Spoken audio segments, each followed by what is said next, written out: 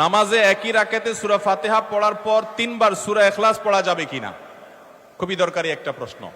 সূরা ইখলাস কোরআনের এমন একটা সূরা, যেই সূরা শুধুমাত্র আমাদের আল্লাহর কথা বলা আছে। এই সূরাতে অন্য কোনো সাবজেক্ট নাই। এই সূরায় শুধু কার আলোচনা আছে? এরকম আরেকটা সূরা কোরআনে নাই যে সূরার শুরু থেকে শেষ পর্যন্ত শুধু আল্লাহর গুণগান আছে, আল্লাহর বৈশিষ্ট্যের কথা আছে, আল্লাহর একত্ববাদের কথা আছে, অন্য কোনো সাবজেক্টই নেই। এটা সাবজেক্টই শুধু আল্লাহ তাআলা। এই জন্য এক সাহাবী এই সূরাকে খুব ভালোবাসতেন। তিনি মানুষের ইমামতি করতে গিয়ে সূরা ফাতিহার পরে অন্য যা পড়েন না পড়েন সাথে সূরা ইখলাস অবশ্যই পড়তেন।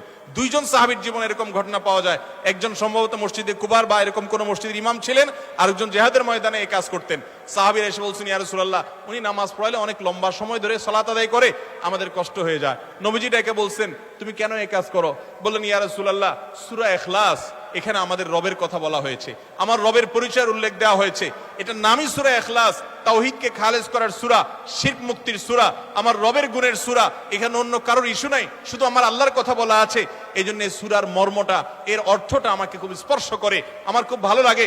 এই জন্য সূরা ফাতিহার পরে অন্য যা পড়ি না পড়ি, অতিরিক্ত সূরা হিসাবে, সূরা মিলার অংশ হিসাবে সূরা ফাতিহাটা আমি অবশ্যই পড়ি।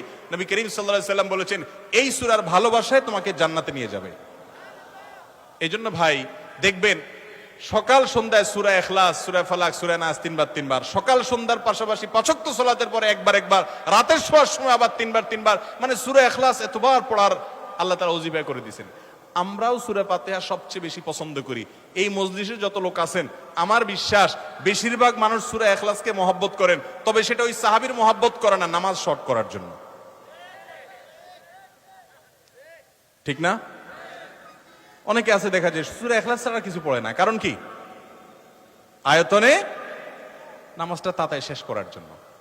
এইটার কারণে জান্নাতে যাবেন না, আবার খুশি হয়ে যায় না যে আমি এত বেশি বেশি পড়ি। আপনার নিয়ত যদি হয়, মতলব যদি হয় নামাজ সংক্ষিপ্ত করা, তাহলে হবে না। এই জন্য ভাইরা আমার, সূরা ইখলাসটা নামাজের মধ্যে কেউ যদি পড়েন বিভিন্ন রাকাতে, সূরার মর্ম উপলব্ধি করে তিনি ইনশাআল্লাহ সওয়াব পাবেন। এই সূরার তাফসীর জানবেন। একদিন ইনশাআল্লাহ কোন একটা প্রোগ্রামে কোন আলেম থেকে সূরা ইখলাসের তাফসীরের উপর 1 ঘন্টা আধা ঘন্টা ওয়াজ শুনবেন, খুব গুরুত্বপূর্ণ।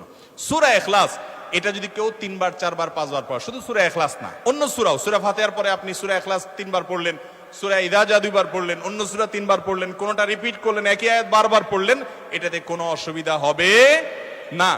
আপনি বারবার পড়তে পারেন, কোনো অসুবিধা হবে না ইনশাআল্লাহ। তবে লক্ষ্য রাখবেন, প্রথম রাকাতের চাইতে দ্বিতীয় রাকাতটা তুলনামূলক একটু ছোট হবে। হ্যাঁ, আয়তনে পরিমাণে একটু ছোট হবে, এটাই সুন্নাহ। নবী করিম সাল্লাল্লাহু আলাইহি ওয়াসাল্লাম প্রথম রাকাত যদি 2 মিনিট ধরে পড়তেন, দ্বিতীয় রাকাত 1.5 মিনিট, অর্থাৎ একটু কমায়া পড়তেন, এটাই তার সুন্নাহ ছিল। বাস, এরপর আপনি এবার সূরা ফাতিহার পরে এক সূরা বারবার পড়েন, হ্যাঁ, কয়েক সূরা বারবার পড়েন, বা অন্য একটা সূরা পড়ে আরেকটা সূরা বারবার পড়েন। সূরার মহব্বতের কারণে, মর্মের কারণে, একই আয়াত জাহান্নামের কথা আছে, জান্নাতের কথা আছে, আল্লাহর কথা আছে, সেজন্য আপনি বারবার পড়েন, কোনো অসুবিধা নাই ইনশাআল্লাহ।